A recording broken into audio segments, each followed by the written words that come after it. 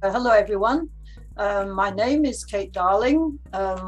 I come from Yorkshire in England, and I was educated in England at both in Yorkshire and at the University of London.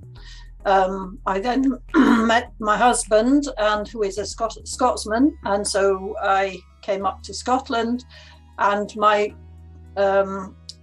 career path then was to take a PhD in animal science, which you will all be very surprised about, since I am a reasonably well-known forearm person.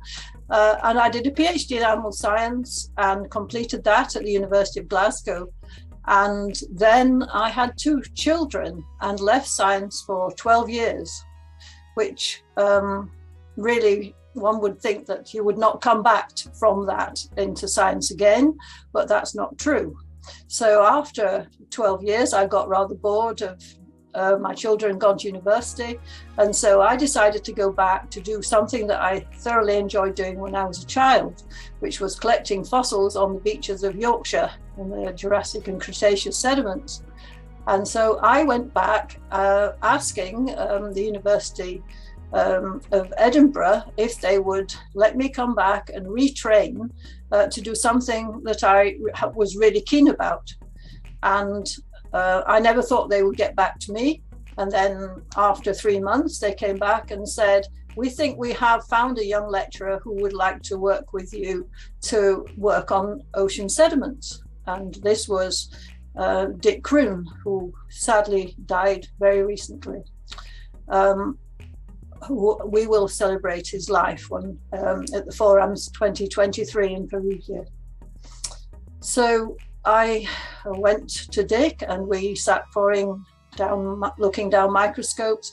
And so I retrained as a micropaleontologist with Dick for over 3 years as a volunteer. So I had to have a husband who was willing to have his wife work for nothing for 3 years to retrain as a micropaleontologist. I worked on leg 133 and I was amazed at what I could see.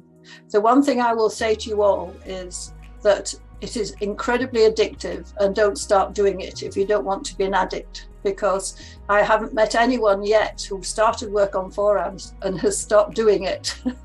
So it is a wonderful thing and very beautiful they are. And because of that, I then became so keen about them that I started to let my imagination wander, and one day said to Dick, "Why don't we look at the molecular relationships between these foraminifera?"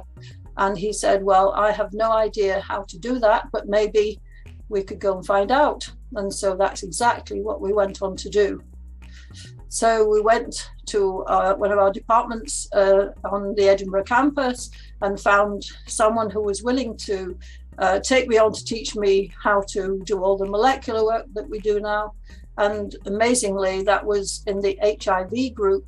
And so for the next 6 years, I worked in the HIV group on foraminifera as their mascot, while they were working on HIV transmission in prisons, in mother-child transmission. And I learned all about HIV transmission, and they learned all about planktonic foraminifera and the molecular relationships between them.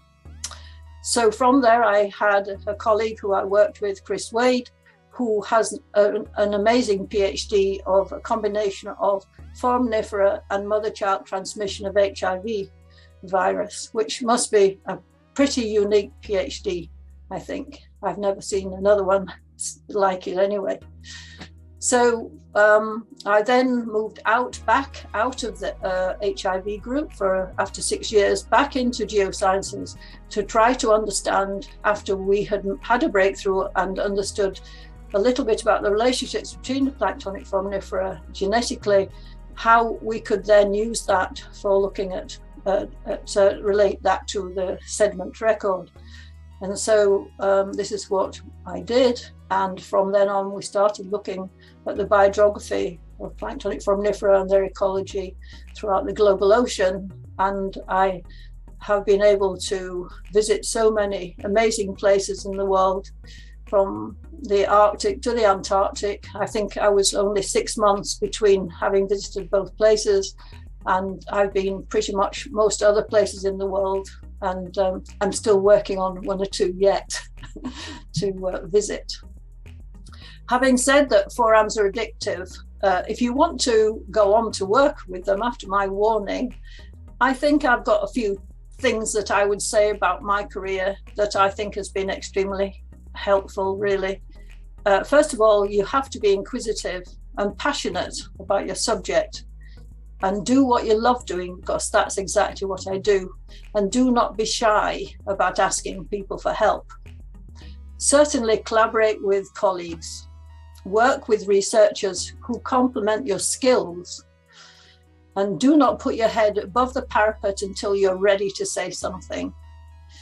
Argue from strength, not weakness, and think out of the box. And I hope that you all do very well as micropalaeontologists.